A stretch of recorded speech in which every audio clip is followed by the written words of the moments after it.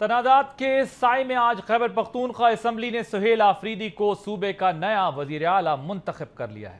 نومنتخب وزیر اعلیٰ کو 90 ووٹ ملے ہیں، جبکہ اپوزیشن نے ایوان کی کارروائی کا بائیکاٹ کیا ہے۔ اپوزیشن لیڈر کا کہنا ہے کہ ایک وزیر اعلیٰ کے ہوتے ہوئے دوسرے وزیر اعلیٰ کا انتخاب نہیں ہو سکتا، کیونکہ علی امین گنڈاپور کا استعفیٰ تاحال منظور نہیں ہوا ہے۔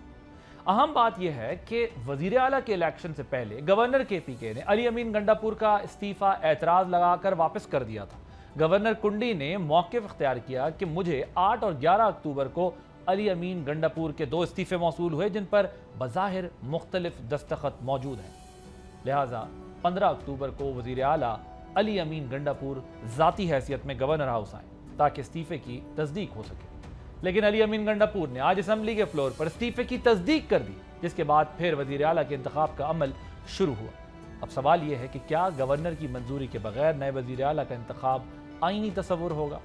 اس حوالے سے اپوزیشن لیڈر نے عدالت سے رجوع کرنے کا اعلان کیا ہے، تاہم اسپیکر کے پی اسمبلی نے رولنگ دی ہے کہ آئین کے آرٹیکل 130 کی کلاز 8 کے تحت علی امین استعفیٰ دے چکے ہیں۔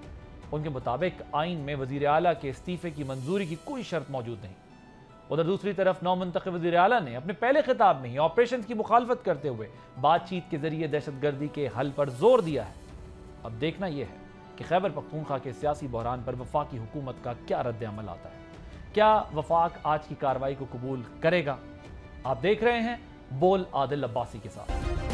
سبسکرائب کریں اور بیل دبائیں تاکہ کوئی خبر رہ نہ جائے۔